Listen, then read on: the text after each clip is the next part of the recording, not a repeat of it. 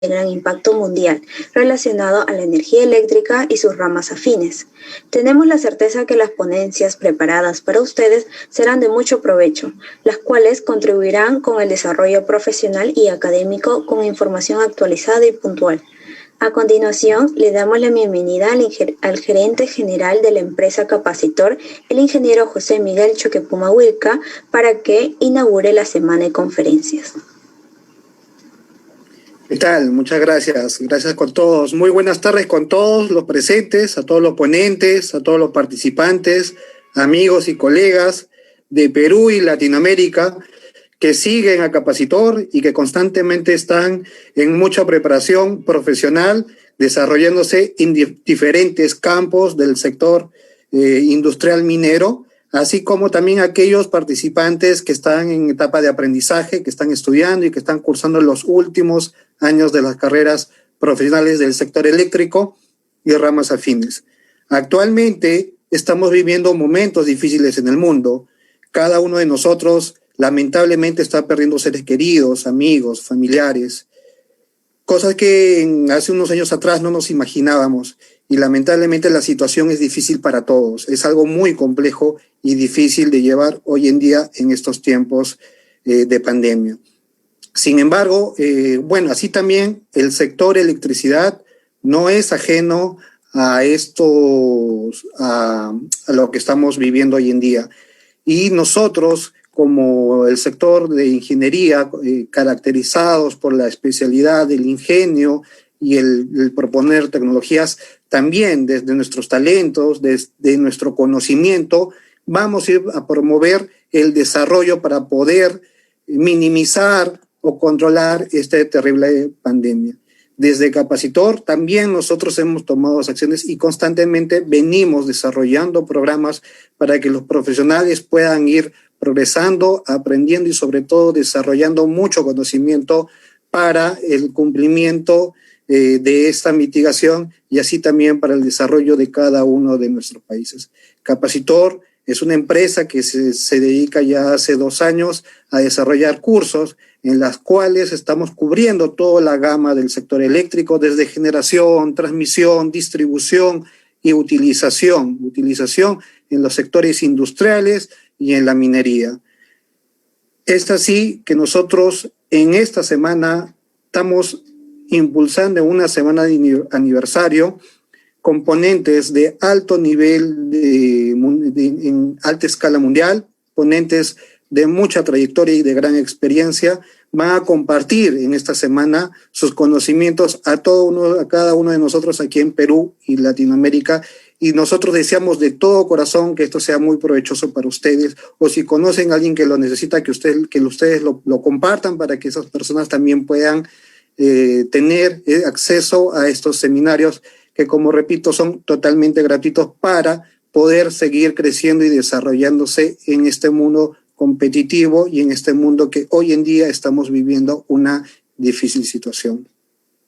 Agradezco a cada uno de los ponentes que gustosamente nos están apoyando en esta semana intensa de capacitación todas las tardes. Agradezco a todos los asistentes, a los que se han inscrito a poder llevar a cabo estos cursos. Todos los cursos están muy buenos, por favor, no se lo pierdan. Del día de hoy hasta el día viernes, cada uno va a poder disfrutar cada uno de los cursos. El enlace es el mismo y cualquier consulta ustedes siempre van a poder hacerlo por interno porque tenemos apoyo constante y prácticamente las 24 horas por los 7 días de esta semana. Y bueno, no quiero hacerla muy larga tampoco, pero yo lo que sí quiero desearles a todos mucha salud, que cada uno de nosotros se cuide mucho ante estos tiempos difíciles. Cuidémonos nosotros, cuidémonos a nuestras familias. Quiero cerrar esta pequeña inauguración recitando una frase de Thomas Edison que dice lo siguiente: el genio es 1% de inspiración y un 99% de transpiración. Así es que manos a la obra. Gracias a todos ustedes y doy por inaugurado en estos momentos el primer Congreso Internacional Electric Power Week Capacitor 2021. Muchas gracias a todos y bueno, espero que les gusten los seminarios que ha sido con mucho cariño para ustedes. Gracias.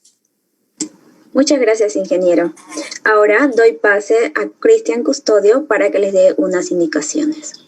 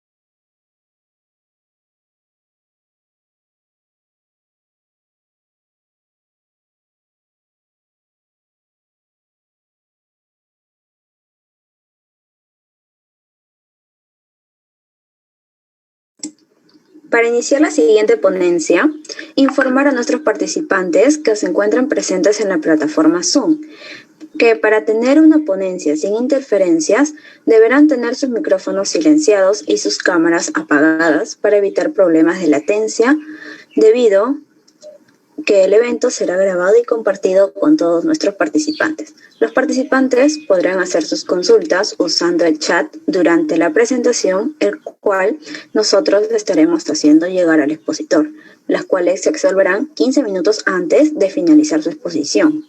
A continuación, damos la bienvenida al ingeniero Gonzalo Eduardo Estivariz Barilati, ingeniero electromecánico UBA, sólida experiencia en equipos de control y regulación de generadores, turbinas eléctricas y equipamiento electromecánico, fundador y CEO en Computer SRL, desarrollo, diseño y fabricación con tecnología propia de analizador de frecuencias de red, registrador digital de fallas, medición de sincrofasores y sistemas de comunicación AMR de medidores de energía, consultor en uso eficiente de la energía, medición de energía, instalaciones eléctricas industriales, análisis de fallas eléctricas, sistema de medición de sincrofasores, asesoramiento técnico a CAMESA, Transener, SA, Saudi Electric City Company, New York Independent System Operator, entre otros. CEO y fundador de Computer SRL, el cual nos honra su magnífica ponencia titulada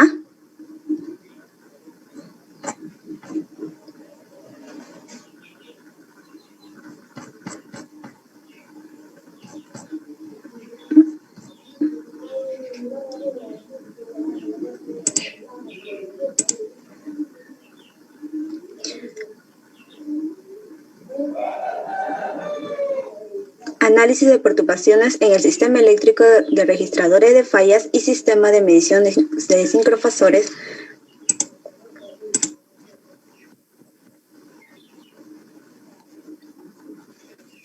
Buenas noches, ingeniero. Buenas tardes, ingeniero. ¿Cómo se encuentra? Y buenas tardes. Acá en Argentina, que es donde estoy en este momento, son 2 horas más tarde, pero bueno, quería agradecerles a la firma Capacitor que me ha invitado a dar esta charla. Espero que la puedan disfrutar, que no sea muy pesada. Y a la rama de Power Energy Society de la IEEE de Perú. Análisis de corrección. Tengo que reducir. Ahí está. Bueno, vamos a hablar un poquito de las que son las perturbaciones eléctricas y fallas. Veamos un resumen rápido. Tenemos como perturbaciones en un sistema eléctrico, podemos tener lo que es una sobrecarga, o sea, cuando una línea está o una instalación está con mayor corriente de la que ha sido diseñada, cuando hay cargas asimétricas, o sea, corrientes distintas en distintas fases, puede haber también pequeñas oscilaciones, y también puede haber huecos y sobretensiones. Las sobretensiones se llaman sag, en Estados Unidos le llaman sag y en DIPS la llaman en los huecos, perdón. Le dicen en Europa. Y swell es sobretensión. O sea, huecos es sag y DIPS y swell sobretensión. Este tipo de perturbación no tiene efectos graves si se producen en cortos periodos. O sea, el sistema los asimila bien. Ahora, cuando ya hablamos de fallas eléctricas, podemos hablar de que puede haber ya un problema de fases abiertas, o sea, alguna línea que se cortó o algún interruptor que se abrió. También pueden ser cortocircuitos, en este caso monofásicos, bifásicos o trifásicos. Por supuesto, este tipo de fallas puede producir y normalmente provoca interrupciones del servicio. Y después tenemos las operaciones anormales, que son más que todo debidos a errores de operación.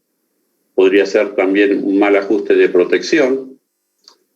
Y fallas en relé o equipos de alivio o la desconexión automática de generación. Este tipo de fallas son graves y se necesita una desconexión de tipo rápido. Las fases abiertas originan calentamiento y los cortocircuitos corrientes elevadas con grandes esfuerzos mecánicos. Ahora, también las perturbaciones las podemos dividir según su duración. Pueden ser transitorias, de corta duración, de larga duración o de estado estable. Vamos a ver un poquito cada uno. Las que son transitorias y de corta duración pueden ser descargas atmosféricas, sobretensiones industriales o de conmutación. Normalmente son despejadas por apertura de interruptor, con 8 a 20 ciclos de duración. Y la idea es analizarla para verificar la correcta operación de las protecciones eléctricas, la ubicación de la falla y verificación de parámetros. También se puede usar para verificar los parámetros del modelo del sistema.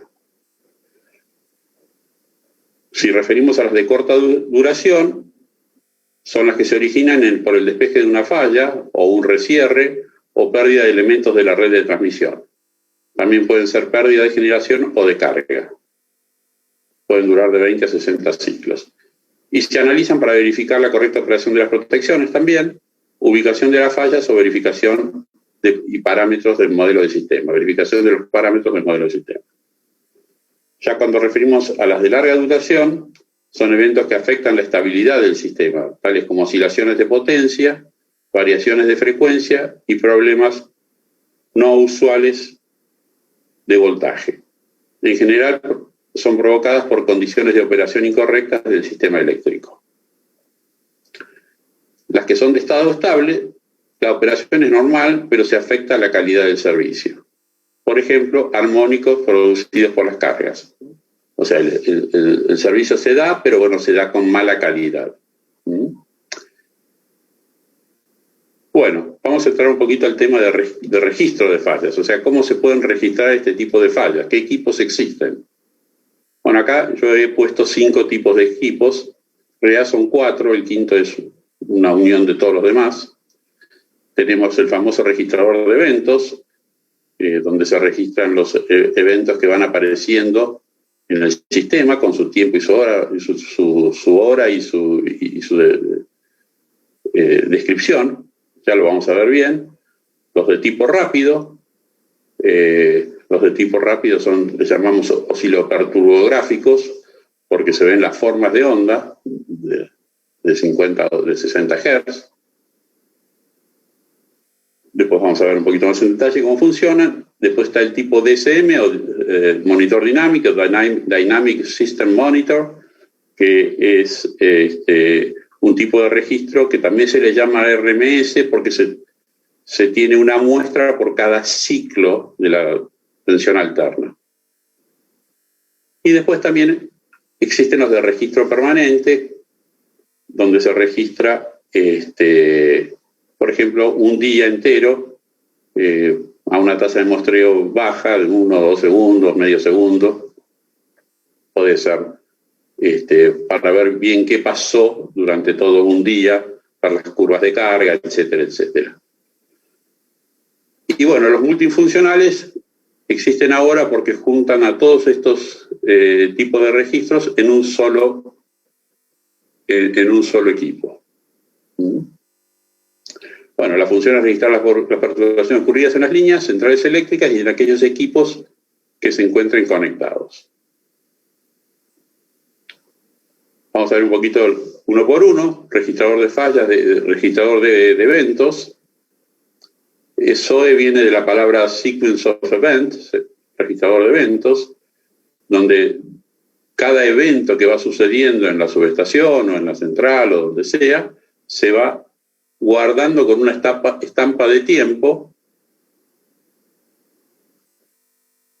Esta primera columna es la estampa de tiempo, que es muy importante para ver cómo es la secuencia de eventos, o sea, cómo fueron sucediendo, cuál precede a cuál. Después se va a ver la hora, quién inicia el evento. Por ejemplo, acá hay un relé de protección, qué tipo de protección es, si se acertó o se desacertó el contacto que lo... Claro, estos son todos contactos digitales, ¿no? O sea, son posiciones o de interruptores o de relés de protección. Tienen 0 o 2 posiciones, o abierto o cerrado, o disparado o no disparado, etcétera, etcétera. Bueno, seguimos. Bueno, acá hay, por ejemplo, una descripción de algunos eventos que se han producido. Vayamos a ver el tipo rápido, osciloperturbográfico, que registra las perturbaciones rápidas, en pocos ciclos, de algunos segundos. Normalmente tienen frecuencias de adquisición de 1024 muestras por segundo o mayores. 1024 son 20 muestras por ciclo, depende si hablamos yo hablo por ahí, van a ver que hablo mucho de valores de muestreo que corresponden a 50 Hz y creo que en Perú ustedes tienen 60 Hz, así que habría que hacer una pequeña traducción cuando hablemos de 50 o 60 Hz. Bueno, acá se ve, por ejemplo, lo vamos a ver un poquito más en detalle después, podemos ver tres tensiones, tres corrientes y qué es lo que ha ido sucediendo en este registro que se disparó por un trigger. Ya lo vamos a ver más adelante.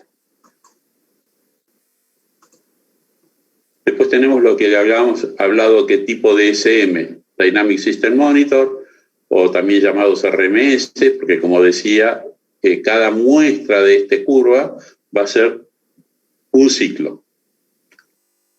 Va a ser el valor RMS o medido por cada ciclo de 50 o 60 Hz. Son registros que son muy útiles para verificar las oscilaciones en el sistema y pueden durar varios minutos. En cambio, los oscilográficos, lo que se quiere registrar normalmente dura muy poco tiempo. Y bueno, y el tipo permanente, por ejemplo, acá hay una apertura de línea, esto sería todo un día, apertura y cierre de una línea, con las corrientes que bajan y suben, y bueno, acá se tiene una idea de qué es lo que ha pasado en el día de la fecha esa. No sé si voy bien, o voy un poco rápido, o lento, o por ahí no me escuchan. ¿Me escuchan? Sí. Bueno, continúo entonces. Bueno, y habíamos hablado que habían los multifuncionales, que incluyen todos los tipos anteriores y pueden tener funciones adicionales. ¿Cómo se saca esto? Ahí está. Funciones adicionales. Como por ejemplo, pueden tener una función de PMU, o sea, Phasor Measurement Unit, unidad de medición de fasores o de sincrofasores. Pueden tener una función de medición de la calidad de energía, toda la parte de calidad, verificar las normas de calidad de energía. Pueden medir potencias, pueden hacer uso de la norma IEC 61850 para subestaciones digitales, donde se pueden mandar eventos bus, que son eventos que ocurren dentro de una subestación de tipo digital, tipos también ceros y unos, o también de sample values, que son valores analógicos, de tipo analógico, que también se pueden publicar en el equipo y suscribir entre distintos nodos. Bueno, acá hay un pequeño... La fabricación o el diseño de estos equipos pueden ser muy variados, pero acá vemos una filmina donde se ven que las señales de entrada, que son normalmente las tensiones y corrientes que vienen de los transformadores de corriente y tensión de las subestaciones, van a pasar por algún elemento de protección para evitar sobretensiones, van a pasar por un módulo de adaptación donde las señales de corriente y tensión se van a adaptar a las señales de la electrónica del equipo. Seguro va a haber un aislamiento galvánico para evitar que los canales estén galvánicamente aislados unos de otros. Eso a veces se produce acá en la parte de, si el equipo tiene transformadores de aislación adelante, se produce en el mismo equipo antes. Después vendrá un filtro anti-aliasing para evitar que las frecuencias elevadas puedan crear frecuencias que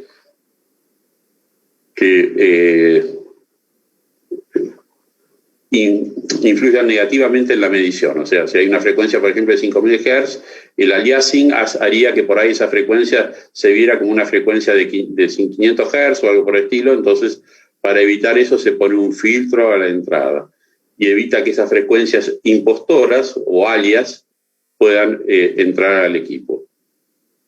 Después vendrá la parte de conversión analógica a digital, donde las medidas analógicas se van a pasar a números, y todo un elemento de CPU con software que va a recibir señales de GPS para sincronizarse, va a tener una memoria no volátil, donde también se va a representar display y alarmas, y va a tener una parte de comunicaciones donde se van a poder recuperar los registros que se generen en el equipo, ¿no? También la CPU será encargada de hacer toda la generación de los registros, que eso lo vamos a ver un poquito más adelante.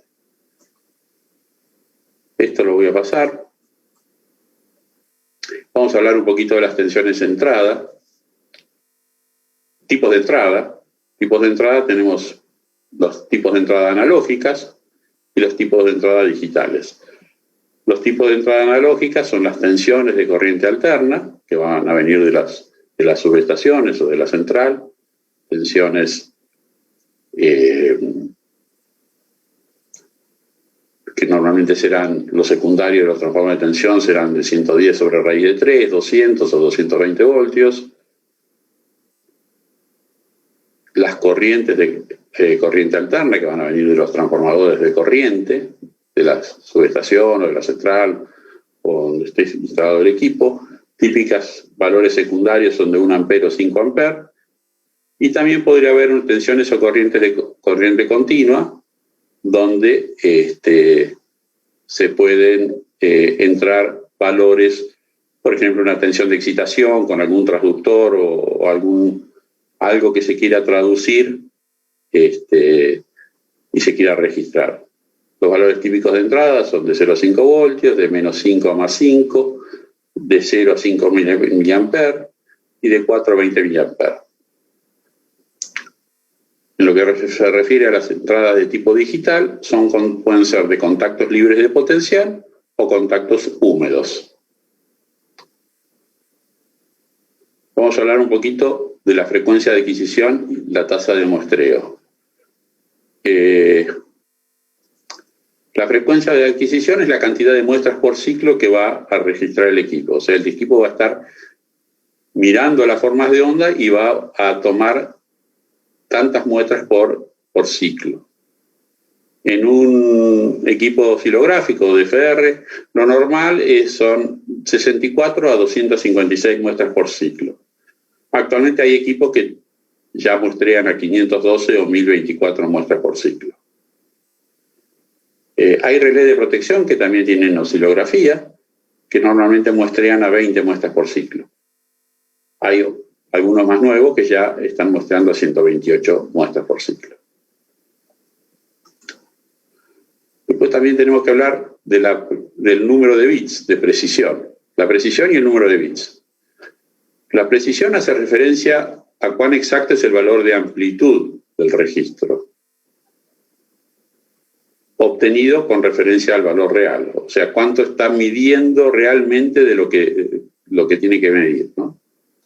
Y el número de bits hace referencia a la cantidad de divisiones de la máxima amplitud, llamado también alcance, que pueden tomar las muestras.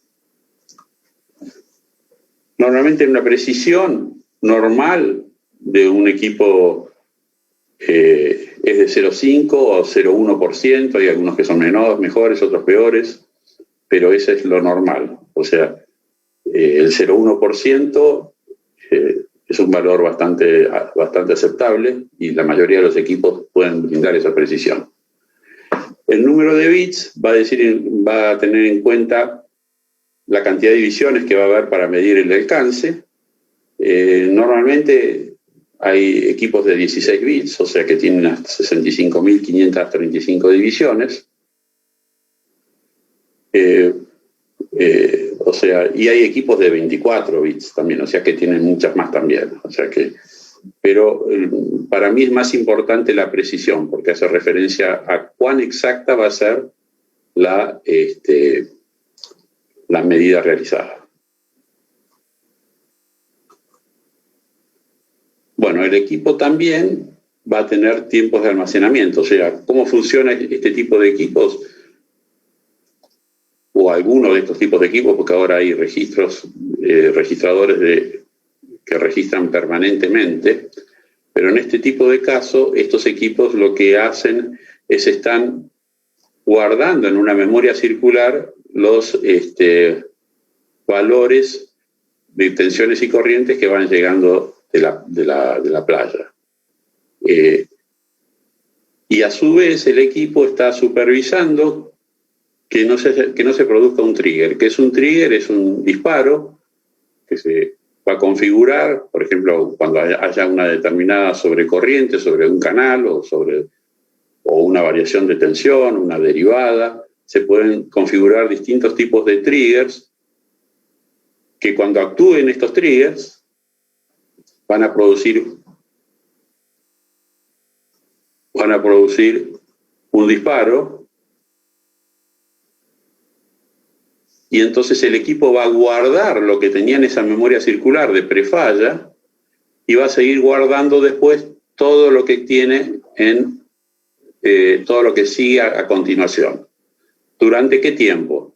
El tiempo que nosotros hayamos configurado de prefalla y el tiempo que se haya configurado de postfalla. Lo que hace a la duración del evento. Acá hay una guía un poquito rápida de cómo, de la longitud que se usa normalmente para los registros de pre y postfalla. Si el tipo de registro es un registro rápido, en la prefalla, vamos a ver los segundos más fácil, puede haber una prefalla de 2 segundos, o sea, ¿qué fue lo que pasó? Antes de que se produzca el problema, se guardan 2 segundos. Y en la postfalla se van a guardar 30 segundos, en lo que hace el registro rápido. En lo que hace un registro lento, o sea, RMS, ahí como lo que interesa son el tema de la estabilidad y las oscilaciones del sistema. Entonces se pueden guardar prefallas de 60 segundos, 1 minuto antes, y postfallas pueden ser de 20 minutos, ver qué pasó después de que se generó la perturbación. Bueno, y acá hay un periodo de tiempo para configurar según el tipo de evento. De acuerdo el tipo de evento, ya habíamos hablado sobre tensiones de maniobra, armónica, fallas eléctricas, cambios en la generación, estabilidad del sistema, variaciones de carga y registro continuo.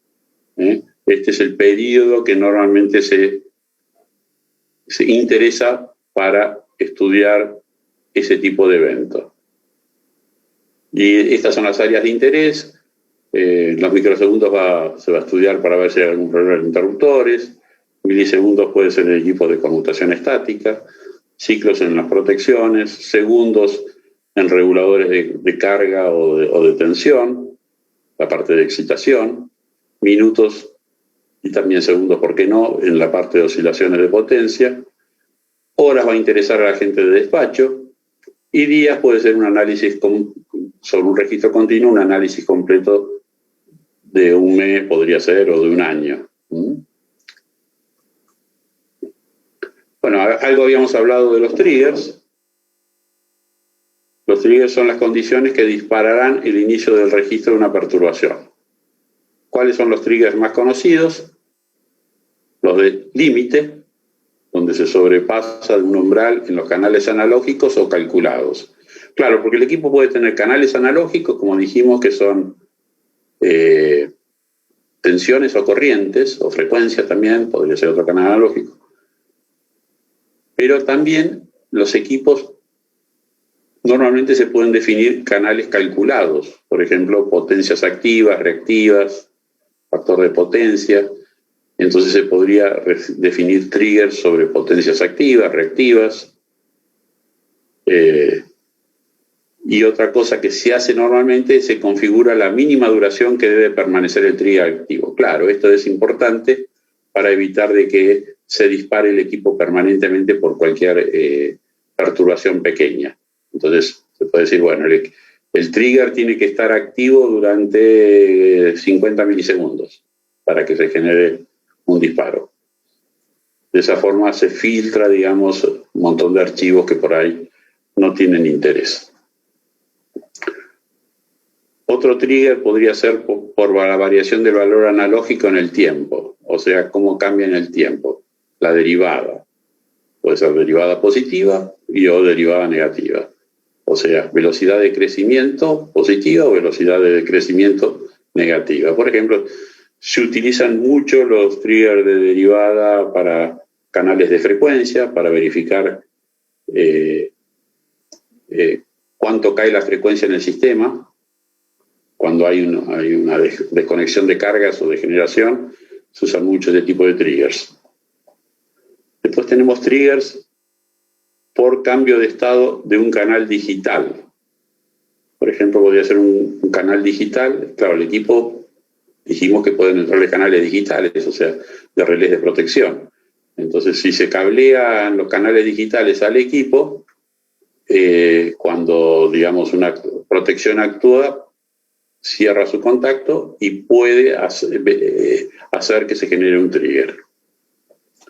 También hay triggers por interdisparo, o sea, si hay más de un registrador, a veces pasa que en una central hay varias máquinas y entonces puede llegar a interesar que cada máquina tenga su propio registrador, pero también podría interesar de que ese registrador pueda recibir disparos de otros registradores y de esa forma registrar el evento que pasó en esa máquina cuando se disparó otra, digamos. En lo que respecta a disparos programados, esta es una cuestión más que todo para el mantenimiento. Se puede programar disparos a una determinada hora del día o de la semana para verificar que el equipo está registrando correctamente, y también se puede hacer que esos disparos programados manden un mail. Entonces la persona encargada de mantenimiento sabe si el registrador está vivo o tiene algún problema. Otra cosa que se puede hacer son triggers de combinaciones lógicas. O sea, puedo decir, bueno, yo quiero que haya un trigger cuando la frecuencia caiga de 59 Hz, pero además la derivada sea menor de tantos Hz por segundo. Entonces hago una combinación lógica, una comporta AND, donde puedo hacer que ese trigger se genere cuando se cumplan las dos condiciones. Bueno, acá dice que normalmente se pueden activar o desactivar todos los triggers simultáneamente de un panel de control. Claro, para el mantenimiento, para cuando se trabaja haciendo algún estudio dentro del equipo, se pueden, para evitar que se esté disparando, entonces normalmente hay algún botón para evitar para hacer que los triggers se desactiven todos, que no haya ningún trigger. Bueno, estos equipos, por supuesto, se tienen que poder comunicar. Normalmente se hacen utilizando redes TCP/IP, Ethernet, y a los equipos se los puede acceder utilizando un panel de control vía web. Normalmente tienen páginas web, ya los mismos equipos vienen con una página web, ya sea desde la red de la empresa, también podría ser por internet utilizando un navegador. De esta forma es posible configurar todos los parámetros del equipo, canales, triggers, etc. Ver los valores adquiridos, descargar las perturbaciones almacenadas, esto es lo más importante, ¿no? Poder obtener los registros almacenados. También se puede generar un trigger manual, o sea, producir un disparo en forma manual. Bueno, acá vamos a cambiar un poquito de tema. Ya eso es el registrador, la parte de hardware, pero ¿dónde guarda los registros el registrador? Lo va a guardar en unos archivos que cumplen una norma, que es la norma IEEE 37111, que se llama COMTRADE, que es que viene de Common Format for Transient Data Exchange. Es un formato para intercambiar datos de transitorios. Claro, porque los fabricantes vieron a los finales de los 80 de que no existía un formato común y entonces salió en el año 1991 la primera versión de esta norma donde se define cómo deben ser los archivos de fallas. Vamos a ver que hay 3 tipos de archivos. Por cada falla va a haber 3 tipos de archivos. Uno que tiene la extensión header, cabecera, otro que tiene la extensión CFG de configuración y otro .dat que son de datos. El archivo data es el que va a tener los datos, ya vamos a ver, de los canales, todos los datos obtenidos. Puede estar escrito en ASCII o binario y contiene el valor va a contener el valor instantáneo de cada muestra de cada canal, para cada muestra del registro. Y en el archivo de configuración van a estar la forma en que está configurado el equipo. Vamos a ver un poquito más esto, más la filmina que sigue.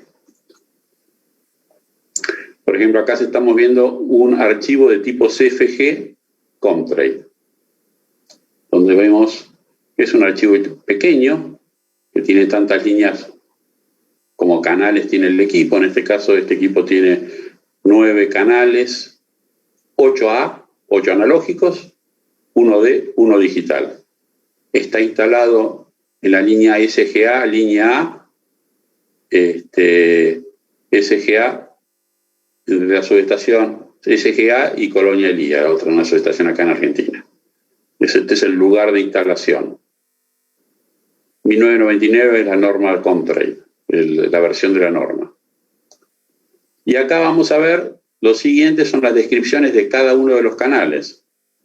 Por ejemplo, el canal 1 es un canal de tensión de fase A, del transformador de tensión TB130, que mide kilovoltios, y que va a tener esto lo que va a hacer traducir el valor que va a venir en el archivo de DAT a valores reales. En este caso en kilovoltios, teniendo en cuenta esta formulita que está acá abajo, donde el valor instantáneo va a ser el valor que se lee multiplicado por la constante A, que en este caso es esta que está acá, 0,02, etcétera, etcétera. Entonces, si en el primer valor del canal A viene un 5, la tensión real va a ser 5 por .002 y va a ser lo que el visor de archivos Comtrade va a mostrar en la pantalla o en el registro. También puede haber un offset, que es este valor B que está acá, que en este caso es 0. Acá hay el rango de valores que puede tener el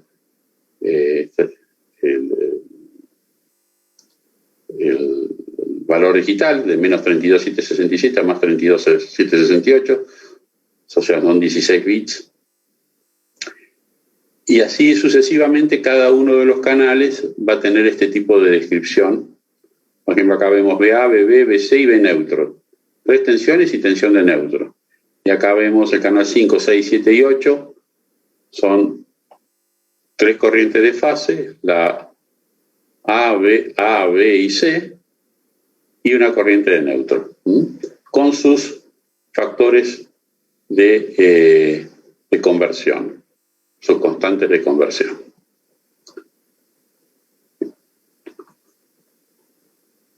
En lo que refiere al archivo, ese es el archivo CFG. En lo que se refiere al archivo .dat, es un archivo, en este caso estamos viendo un archivo .dat en ASCII, o sea que se puede leer directamente, donde vemos acá el número de muestra, 1, 2, 3, 4, 5, 6, 7, 8, 9, 10, lo vamos a ver más lindo acá, abajo, que es lo mismo, pero nada más encolumnado. Número de muestra, este es el tiempo de la primera muestra, es 0, estos son 156 microsegundos después, 312, son todas muestras que están separadas a un mismo tiempo. Y este es el valor del canal. La muestra esta tiene en el canal 1 el valor menos 20.670, en el canal 2 menos 7.391, etcétera, etcétera. Si ustedes se fijan, fíjense como acá está negativo, pasa a positivo, sube un poquito más, pasa a negativo, ¿verdad? O sea, es una tensión sinoidal, seguramente, ¿no? Esto es lo que después el software de visor de Comtrade va a mostrar como formas de onda. Este es el archivo DAT ASCII y también tenemos el archivo .dat binario, donde ahí sí que no vamos a ver nada de todo esto porque los números están representados en binario. Y habíamos hablado de un tercer archivo, que es el archivo de cabecera, header, que en realidad no es imprescindible tenerlo, pero está bueno tenerlo porque va a dar una idea de qué fue lo que generó qué generó el registro. Por ejemplo, acá hay un trigger de derivada de frecuencia, la hora y la fecha, una estadística de cómo estaba el equipo, que estaba listo, estaba sincronizado en tiempo, tenía buena calidad en el tiempo, el uso de las memorias internas, es una cuestión estadística del equipo nada más.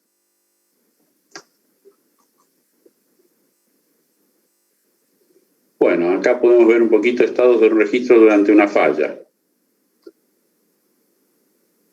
Acá vemos que en este momento hubo una falla, esta es una falla en una línea.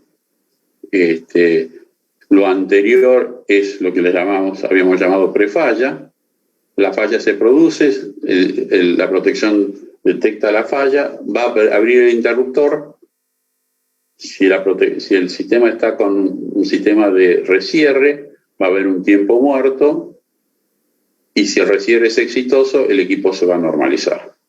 En este caso el recierre no es exitoso, y el interruptor vuelve a abrir, ¿sí? Acá vemos una oscilografía de un recierre exitoso. Acá vemos la corriente que había en la línea en ese momento, que sería la corriente nominal.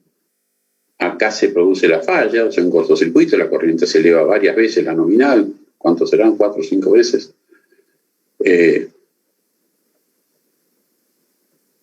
Va a producirse el disparo de la protección. Se va a abrir el interruptor en este momento, y si hay un recierre va a volverse a cerrar y volver a la situación normal si el recierre es exitoso. Si no, la protección volvería a abrir nuevamente la línea.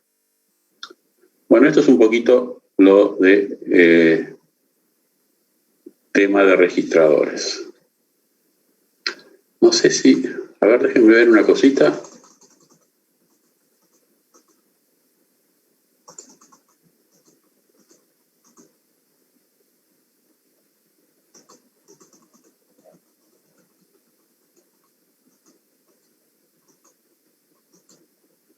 Yo creo que ahora sería no, por ahí lo dejamos para después. Vamos a seguir un poquito con el tema de la parte de cronometría, que es tan importante para este tipo de equipos, ¿no? ¿Cómo hacemos que todos estos equipos puedan estar sincronizados?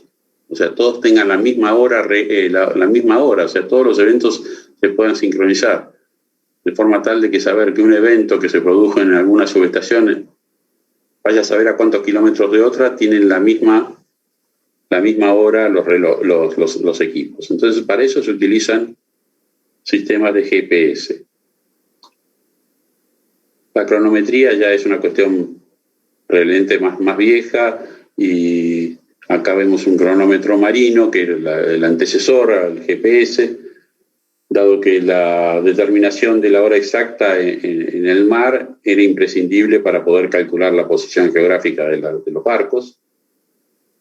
Y para poder saber la posición se requiere, además de saber la altura, el ángulo de la observación de los astros, también se requiere saber la hora. Y allá en los 1700, un relojero inglés puso en funcionamiento el primer cronómetro marino de alta precisión. En 1760, su reloj se retrasó tan solo 5 segundos después de 80 días navegando por alta mar, en un viaje de ida y vuelta entre Gran Bretaña y Jamaica. En lo que se refiere a la parte de GPS, donde hay un satélite que va a transmitir datos de GPS, ahora vamos a ver cómo, dado que internamente hay un reloj atómico de super precisión en cada satélite que está girando alrededor de la Tierra. Los receptores que están en Tierra van a decodificar las señales y van a sincronizar eficazmente cada receptor con los relojes atómicos.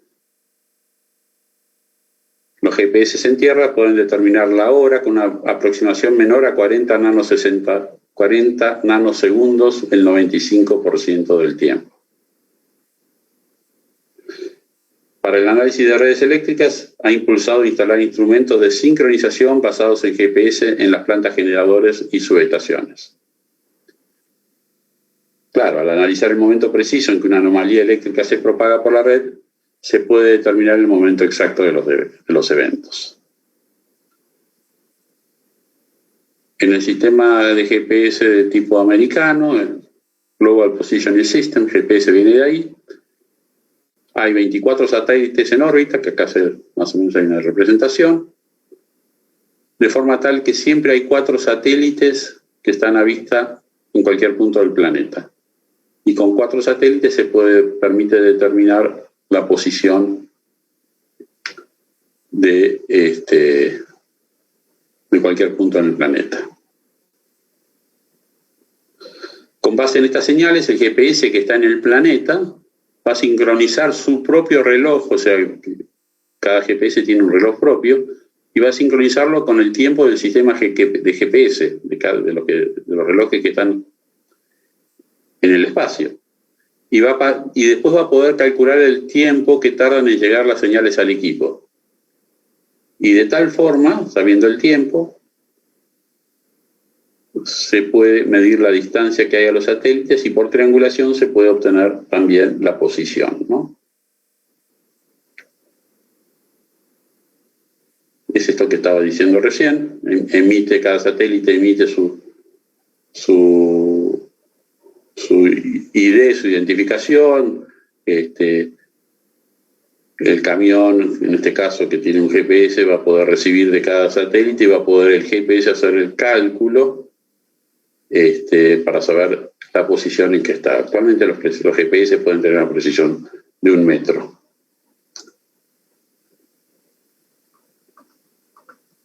Normalmente con 4 satélites se obtiene perfectamente la posición.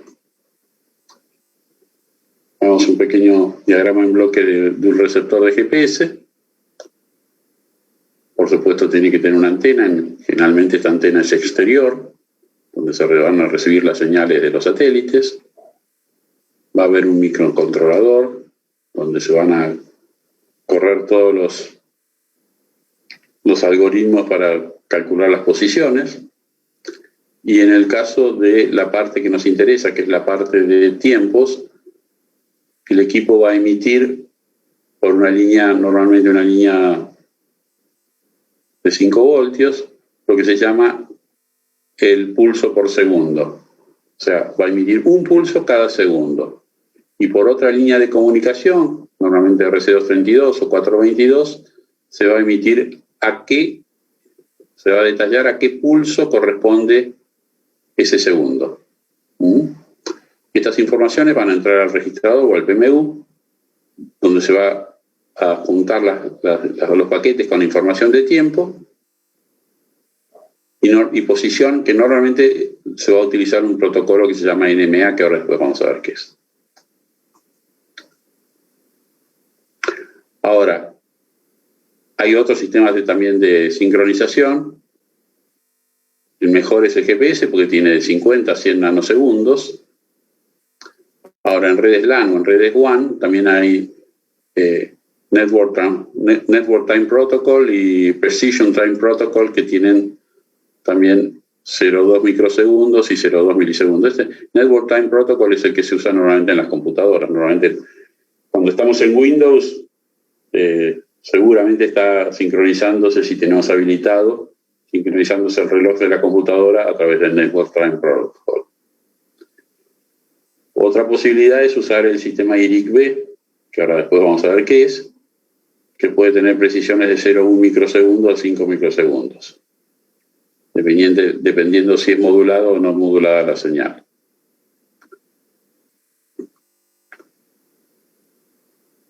Vamos a ver qué es IRIC-B. IRIC-B viene de Inter-Range Instrumentation Group, que es una norma que fue desarrollada entre campos de pruebas militares de Estados Unidos para pruebas de misiles. Entonces, para poder saber en cuándo salía el misil o cuándo llegaba, etcétera, etcétera, y poder compartir la información entre el que enviaba y el que recibía, se generó este tipo de protocolo o códigos IRIC. Este código IRIC-B se repite cada segundo, una vez por segundo, y su tasa es de 100 pulsos por segundo. Algunos son bits de sincronización y otros están asignados por tiempo y otros están disponibles para funciones de control. Por ejemplo, acá vemos que primero hay un bit de referencia que dura 10 milisegundos y después va a venir toda la parte donde va a venir la información de fecha, hora, segundos, milisegundos. En este caso es una información digital de ceros y unos, o sea, 0,5 voltios puede ser, pero también se puede transmitir utilizando una portadora de 1 kilohertz, donde el 1 es este tipo de onda y el 0 es este tipo de onda. Entonces el receptor va a poder decodificar qué es esto y saber qué hora es en cada momento.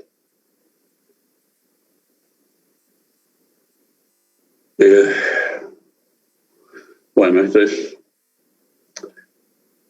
es una representación de cómo viene el sincronismo. Después van a venir los segundos en código BCD, los minutos, las horas, los días, etcétera, etcétera.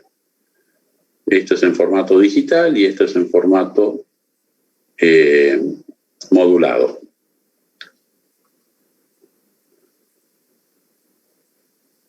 Y bueno, la transmisión dentro de la subestación puede serse hecho por niveles TTL, como no modulado, o también puede ser RC422 o RC232 o por fibra óptica, ¿no? Entre el transmisor o el reloj patrón. Normalmente esto va a ser un reloj patrón que va a transmitir por señales IRIC-B la información de tiempo y hora y fecha a los registradores.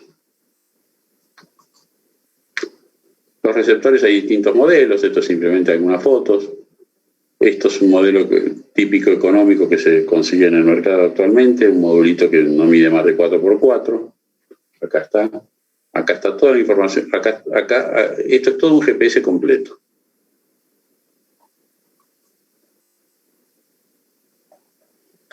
Acá decíamos al principio que podíamos decir que el GPS puede emitir un pulso por segundo, la señal de un pulso por segundo. En este caso vemos que tiene una duración, el pulso, de 100 milisegundos.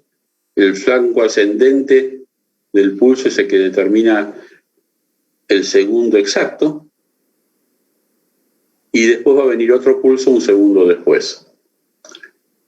Después por la parte de comunicaciones, RC232 o 422, va a venir el mensaje que va a determinar cuál es el segundo que se está enviando ahora con este pulso por segundo.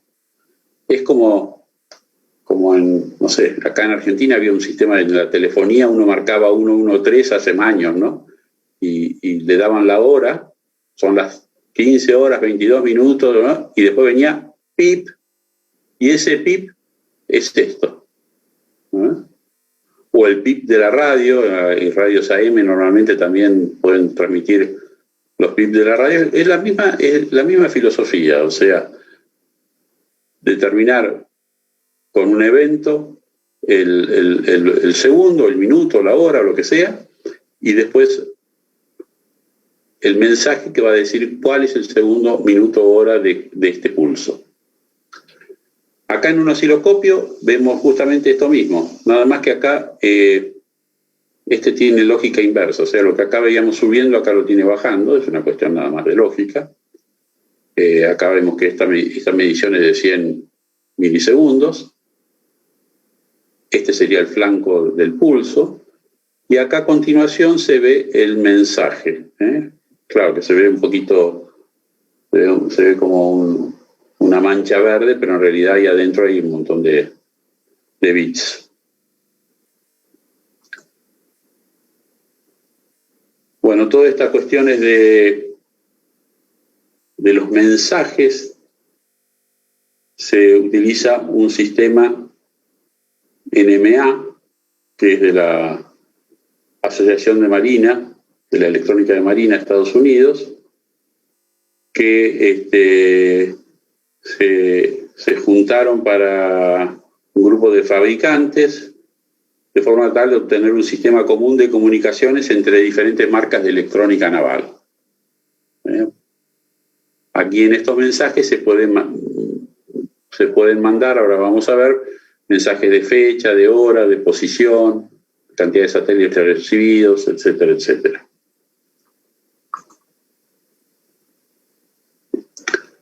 Por ejemplo, esta es la estructura de la sentencia NMA, que empieza siempre con un carácter pesos, inicio de la oración, cambio bueno, son todos delimitador de campo, delimitador de checksum, pero vamos a ver algunos. Por ejemplo, acá está el mensaje GGA.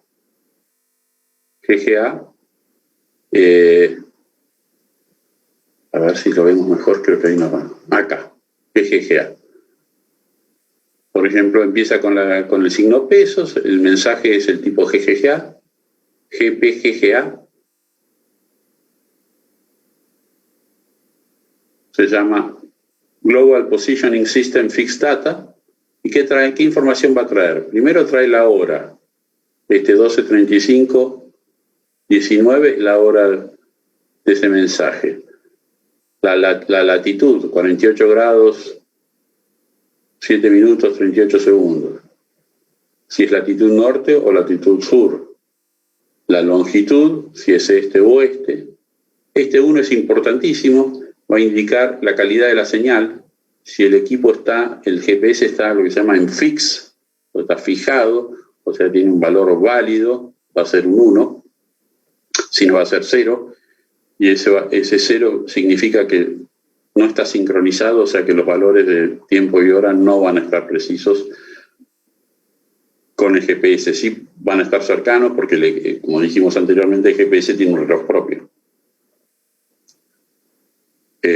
8 es la cantidad de satélites que se reciben.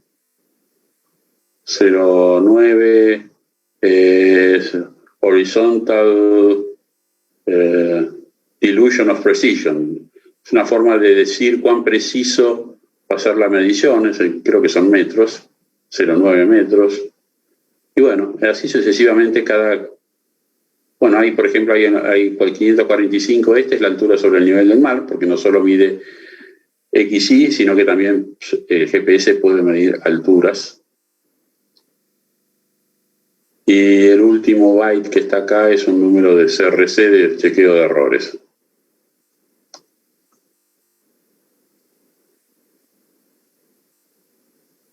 Bueno, esto ya medio lo vimos.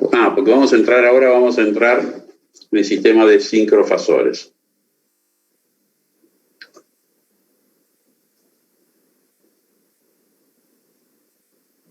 sistema de sincrofasores es un sistema que uno va a transmitir información de tensiones y corrientes a un servidor donde va a almacenarse toda esa información de tensiones y corrientes. ¿A qué tasa? A una tasa similar a la tasa que procesa un Dynamic System Monitor, o sea, una muestra por ciclo.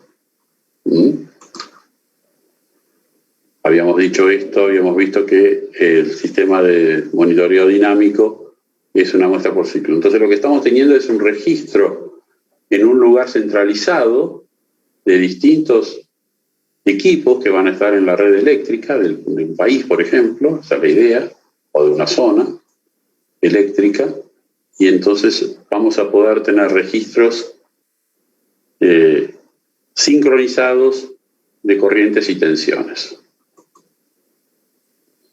En el sistema interconectado argentino, la herramienta esta va a permitir conocer el estado de la red en tiempo real y de forma tal de poder tomar medidas operativas. Va a mejorar el conocimiento del estado, o sea, qué es lo que está pasando. El operador del centro de control va a tener una idea de cómo está el sistema. Después vamos a ver un poquito más de esto. Se pueden verificar modelos dinámicos, se van a obtener registros permanentes e históricos de los puntos donde está instalado PMU, porque también como funciona la base de datos que va a estar en los servidores de la empresa, va a tener todos los registros de todos los registradores que están transmitiendo el sistema de sincrofasores.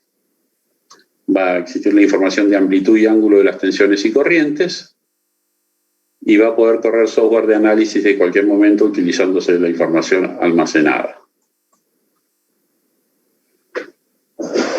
Un poquito este resumen se muestra de que el sistema de sincrofasores puede funcionar en tiempo real o offline.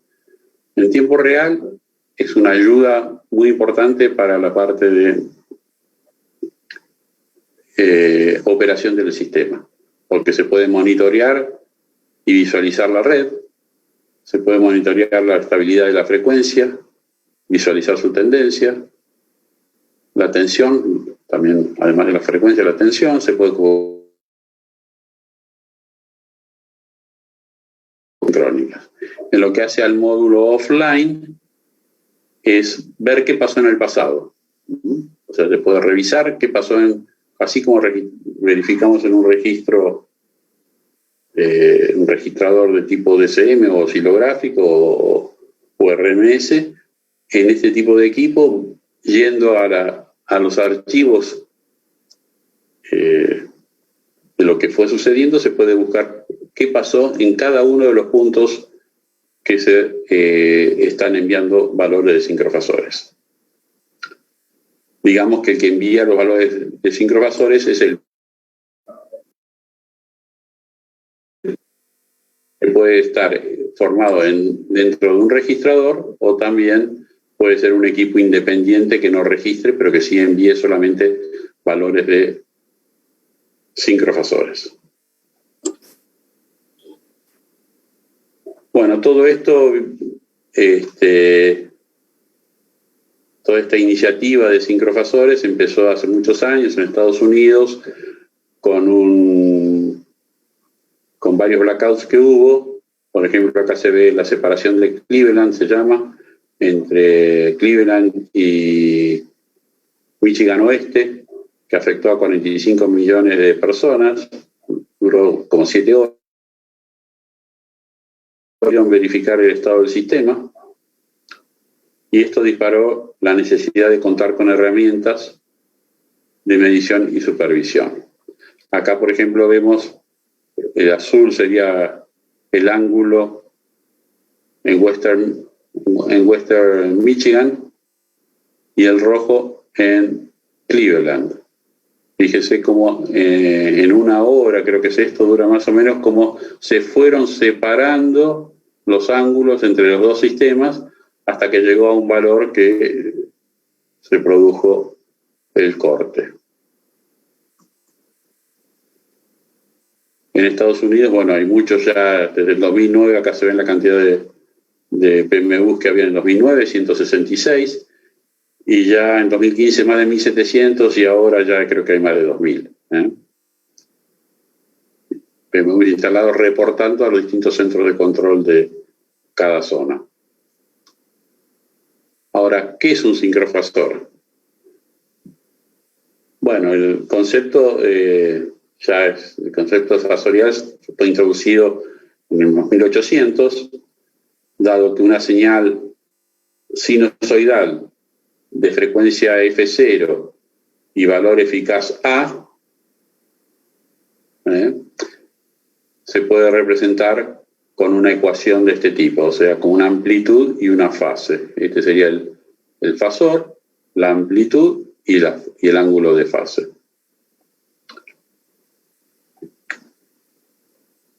Ahora, si además a esto lo hacemos con referencia a un sincronismo de tiempo, o sea, tenemos, por ejemplo, el pulso por segundo, y decimos que cuando pasa por su valor máximo, ese sería el ángulo referido al fasor del PPS, o sea que cuando el valor máximo de la señal ocurre coincidentemente con el instante de cambio del segundo del tiempo UTC, entonces la fase del sincrofasor es 0. En este caso sería 0.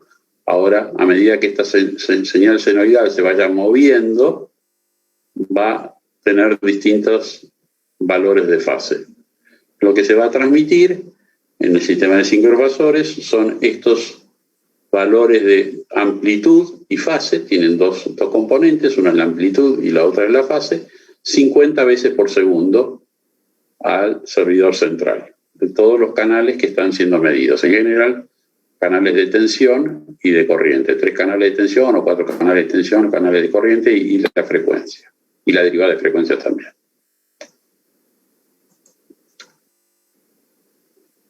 Bueno, veamos un poquito cuáles son las diferencias entre los viejos sistemas SCADA, o los actuales sistemas SCADA y sincrofasores. En el sistema SCADA la medida es analógica, en el fasor es digital. La resolución es baja, 0,2 muestras por segundo, 5, 2 segundos, etc. Una muestra cada 5, cada 2 segundos, dependiendo del sistema. En el sistema de sincrofasores estamos hablando de 50 muestras por segundo. La observabilidad normalmente en un sistema SCADA es en estado estable, dado que las muestras son muy lentas.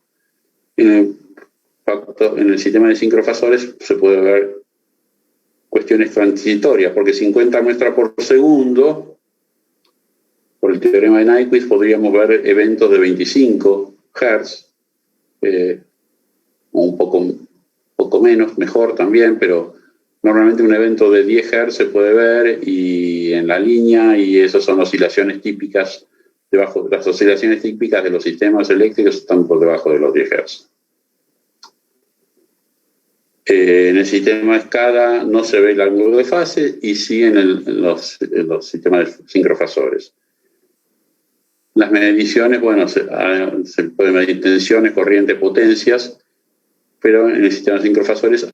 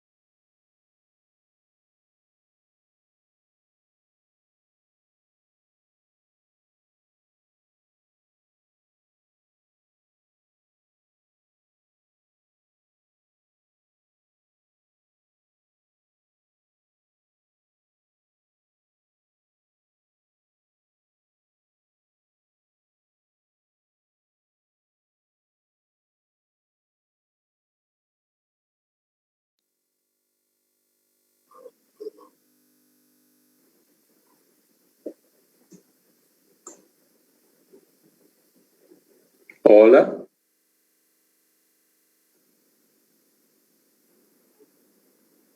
Bien, no de pronto me parece que quedé hablando solo, ¿no?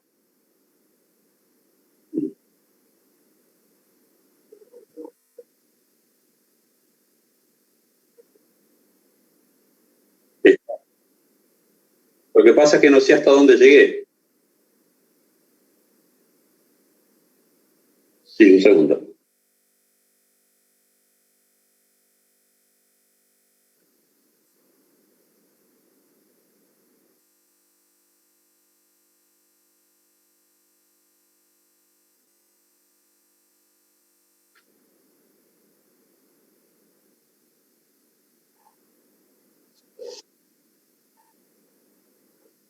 A ver, espere que acá tengo un problemita.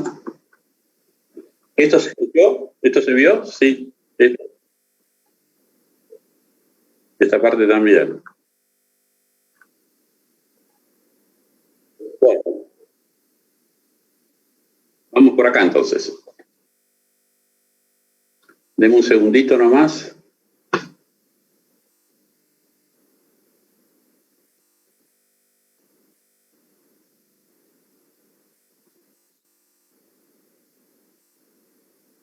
Bueno, a ver, tengo que reducir acá esto. Bueno, entonces vamos a hablar un poquito de la norma IEEE para sincrofasores. Todo esto está estandarizado. Todo el sistema de medición de sincrofasores está estandarizado en la norma IEEE C37118. La norma tiene varios capítulos. Uno de ellos es la definición, que es un sincrofasor, un poco lo que habíamos hablado recién. ¿Qué es un error vectorial? El error de vector, dado que hay amplitud y hay fase, o sea que va a haber un error de tipo vectorial. ¿Qué pruebas hay que hacer a los equipos? ¿Cuál es el formato del mensaje? Y configuración de los equipos que generalmente se le llaman Intelligent Electronic Devices, dispositivos electrónicos inteligentes, para agrupar todos los tipos de dispositivos que pueden enviar mediciones de sincrofasores. Por ejemplo, los relés de protección también pueden mandar información de sincrofasores. En lo que respecta a lo que es el error vectorial total, tenemos la parte real y la parte imaginaria, y vemos que una medida real con respecto a la medida ideal puede tener un vector de error. Ese error, total vector error, va a ser el valor medido menos el valor ideal dividido el valor ideal, como en toda medición eléctrica.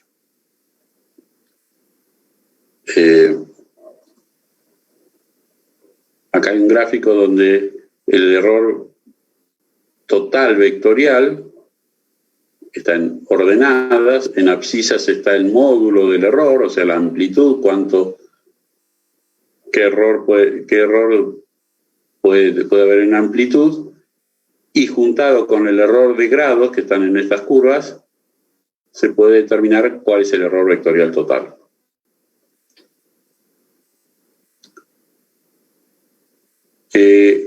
Claro, lo importante de todo esto es saber cuál es el error de ángulo que es necesario para que el error vectorial total no supere el 1%, que es lo que dice la norma. Ese error de ángulo en un sistema de 50 Hz son 0,573 grados. 0,573 grados.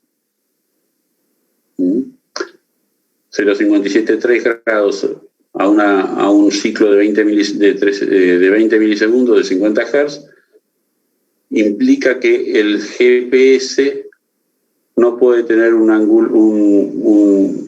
retardo o una imprecisión de mayor de 31,83 microsegundos.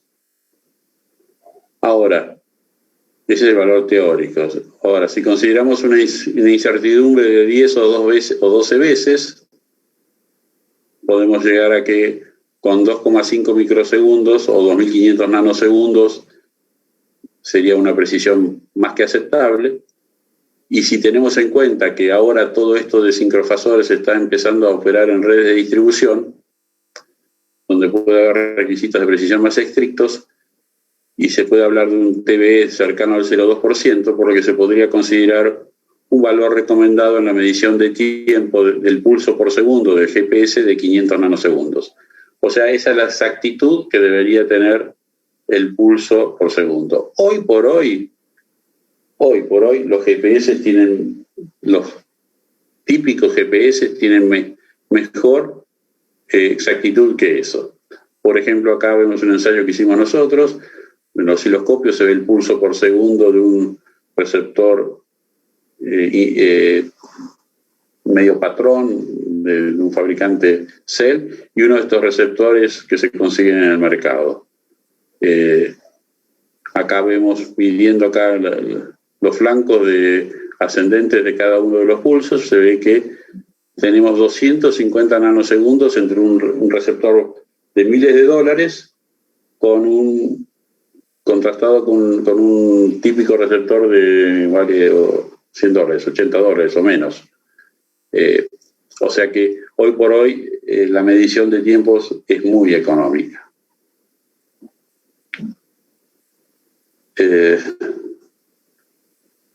Bueno, en lo que hace a los valores sincrofasores que son enviados desde las subestaciones a los centros de control, hay un formato de mensaje.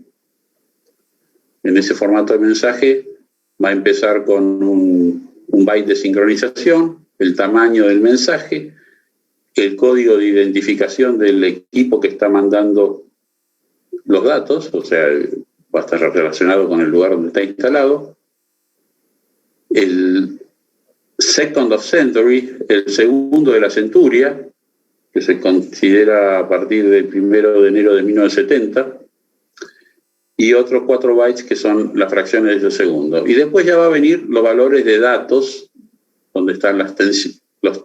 Para cada muestra van a estar los valores de tensión y corriente y fase de cada una de los valores a ser enviados.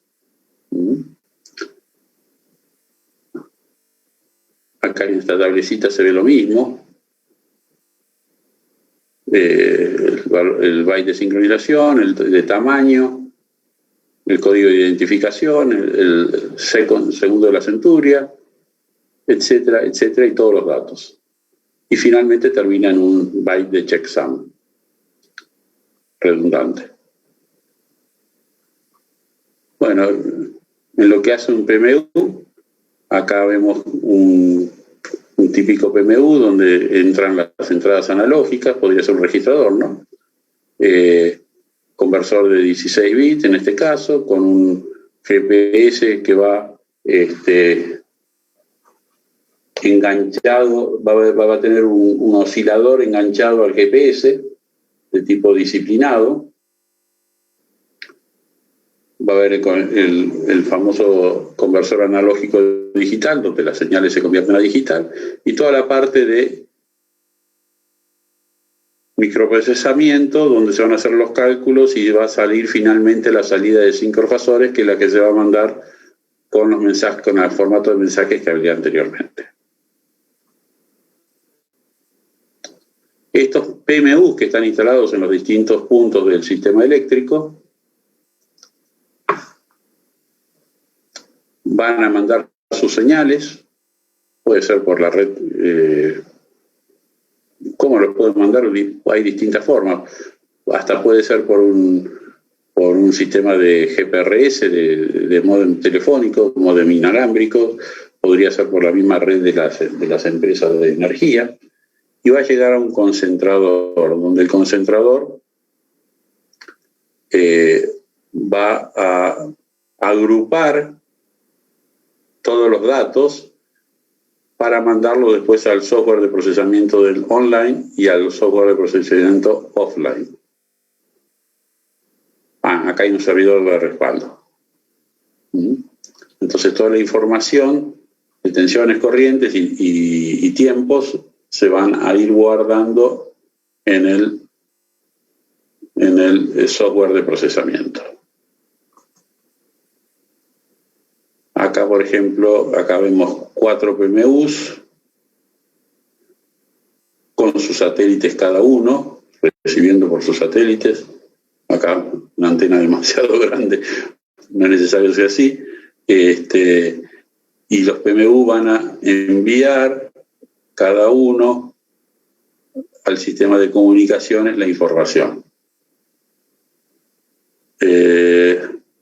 Acá hay un pequeño cálculo que para transmitir 4 tensiones y 12 corrientes, o sea, estamos hablando de una barra con 4 líneas, junto con la frecuencia, la etiqueta de tiempo y el conjunto de campos determinado por la IEEE 37118, si fuera 50 veces el rate, 50 veces por segundo, en este caso es una muestra por ciclo, en el sistema 50 Hz, con una velocidad de 360 kilobits por segundo, o sea, 8 kilobaudios, más o menos, se puede transmitir esa información. Lo que estamos viendo es que no se necesitan anchos de banda muy grandes para poder transmitir información de sincrofasores.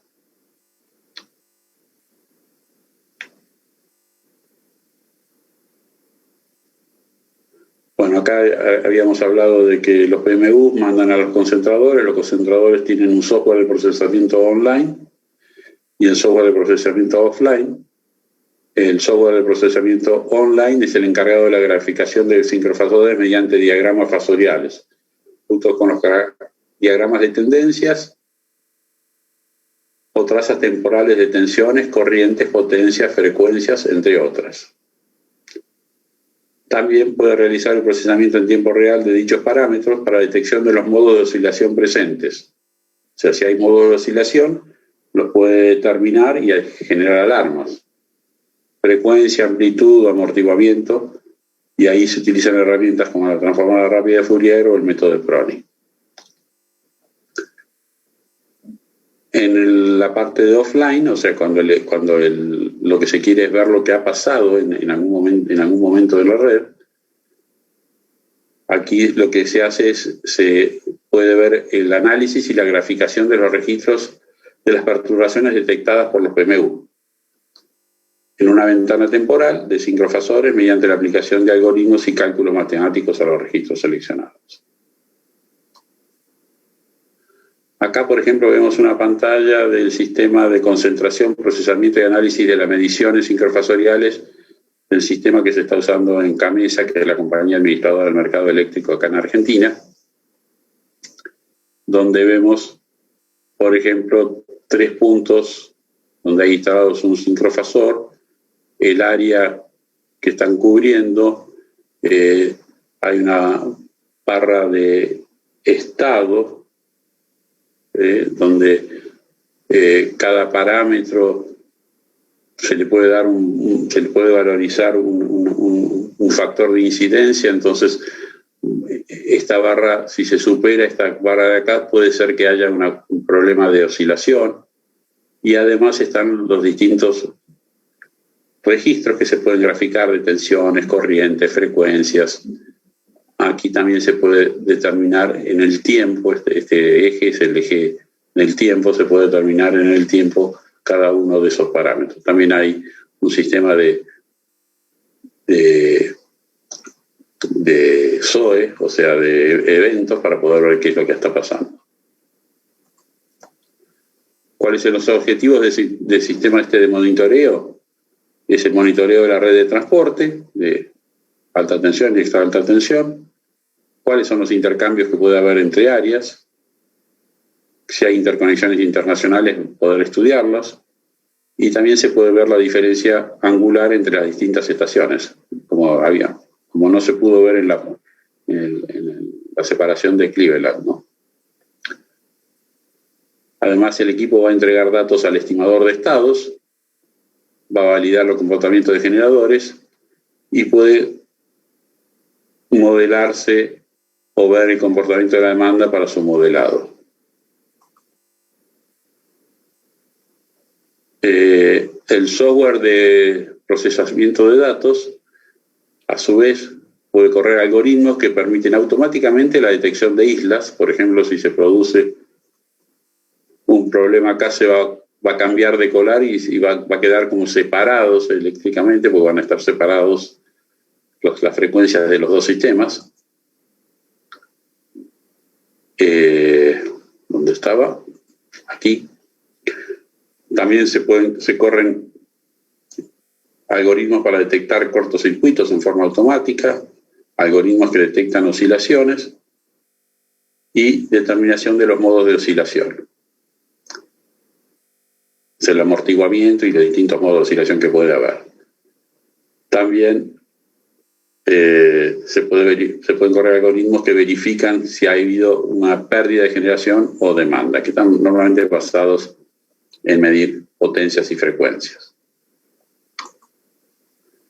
Bueno, esto terminaría acá, pero a mí me gustaría, creo que me quedan unos minutos, ¿no? ¿Cuánto me quedaría de unos minutos?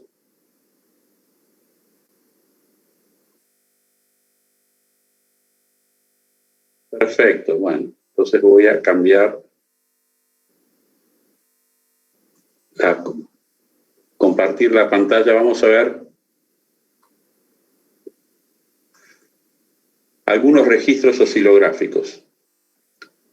Este es un software que se llama Wavewing. Es un software comercial, pero bueno, hay versiones que son gratuitas, por un tiempo se pueden utilizar. Acá estamos viendo un registro oscilográfico. Vamos a ver, por ejemplo, que tenemos las 3 pistas de tensión, 3 pistas de corriente, y podemos, de acuerdo con la lupa, acá podemos ampliar, por ejemplo, en el tiempo y ver realmente qué está pasando.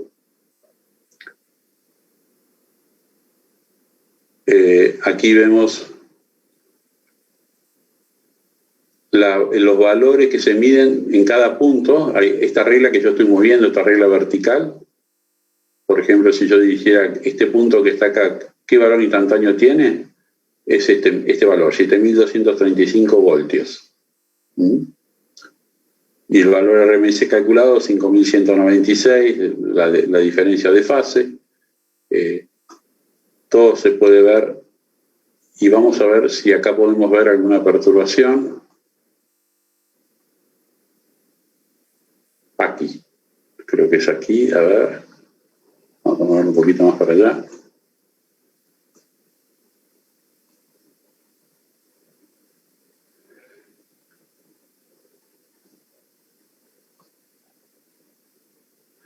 Fíjense, este es un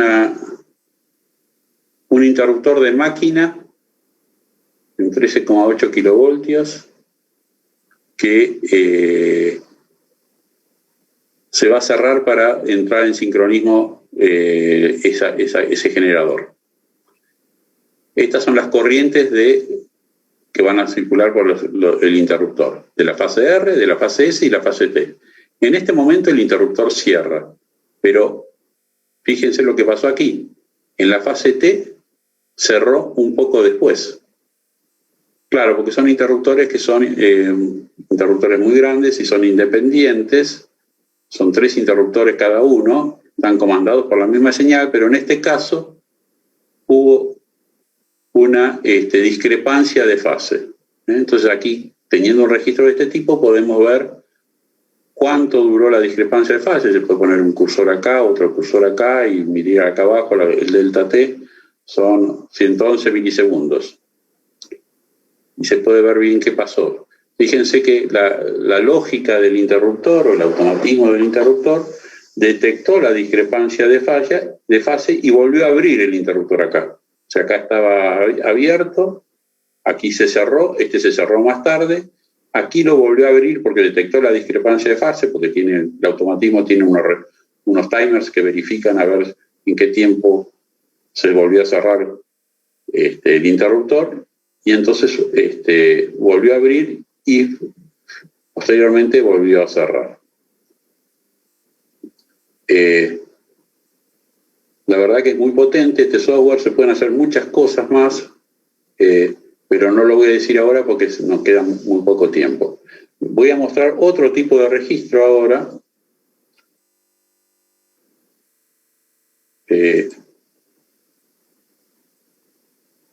Si es que lo encuentro.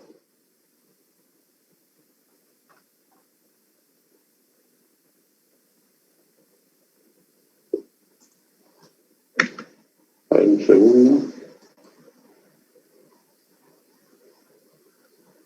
Show Windows. Acá está. ¿Se ve?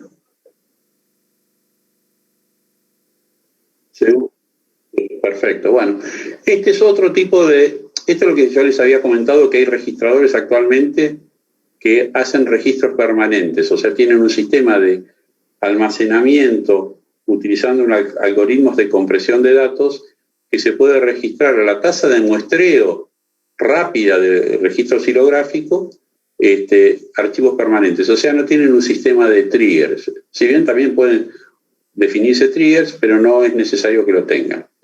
Aquí, por ejemplo, estos son equipos israelíes, la marca el SPEC, y tienen un software muy potente, que es este que estamos viendo ahora, que, por ejemplo, estamos viendo en un frigorífico la tensión de la línea de 22 kilovoltios y las corrientes en la línea. Y esto es del 2 del 5, esto es un mes, por ejemplo, ¿eh? Se ve que todo un registro de un mes permanente. Y acá podemos decir, bueno, ¿qué pasó acá? Podemos ponernos en esta posición y hacer un zoom sobre este evento. Acá lo vemos de vuelta, vamos a mirarlo de vuelta. Está trayendo los valores de datos.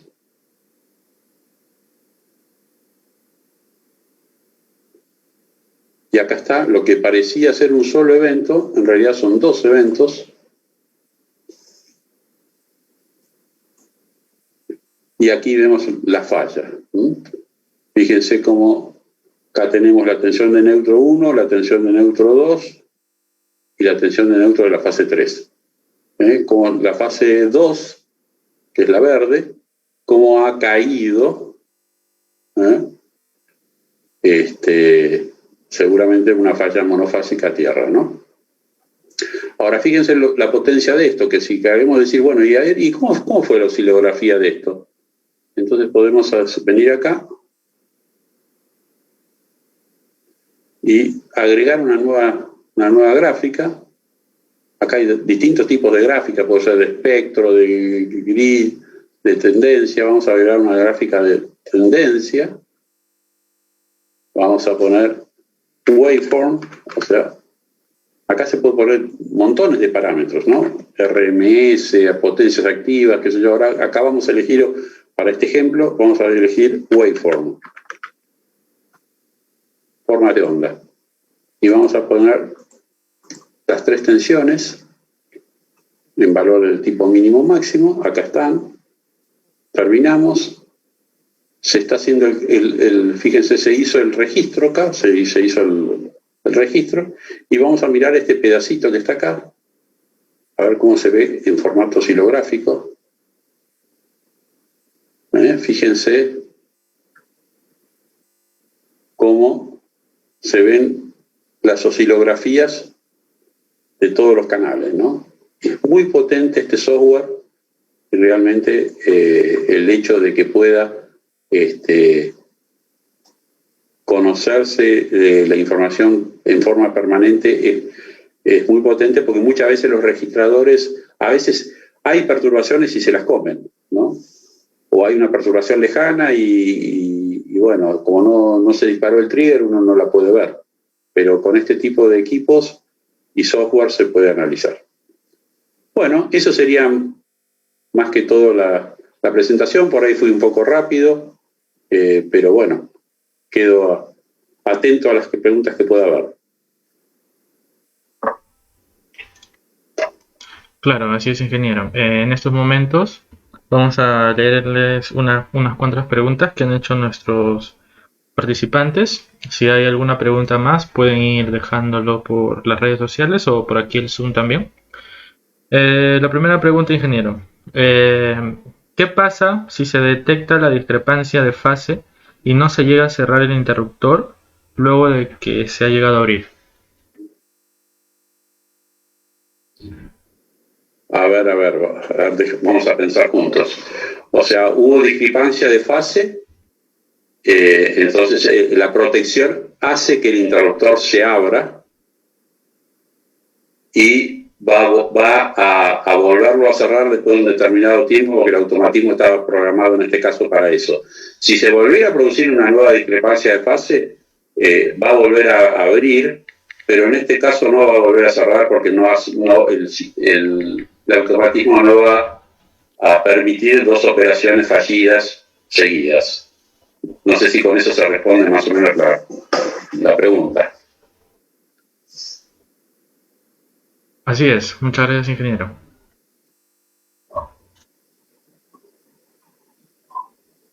A ver, vamos a esperar de que nuestros participantes por ahí puedan hacer las consultas. Pueden hacerlo sin compromiso.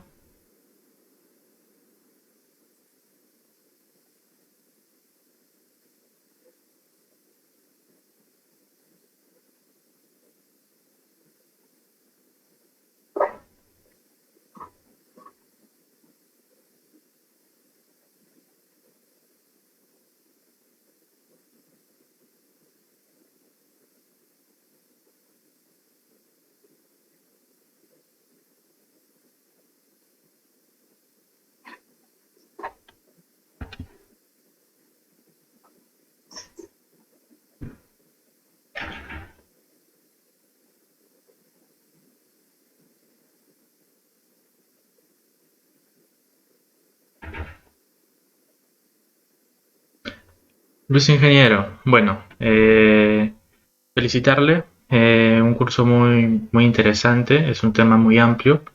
Darle las gracias por tomarse el tiempo y felicitarlo de nuevo por su gran ponencia, ingeniero. Muchas gracias. No, muchas gracias a ustedes por invitarme y quedo a disposición por si quieren mandarme alguna pregunta por mail, también no hay ningún problema. Quedo a vuestra disposición y bueno, hasta la próxima. Muchas gracias. Hasta la próxima, ingeniero. Muchas gracias. Bueno, yo quisiera compartirles también con los participantes otra vez el link de certificación. Ya lo compartí por aquí, por la plataforma. De igual manera por la plataforma de Facebook.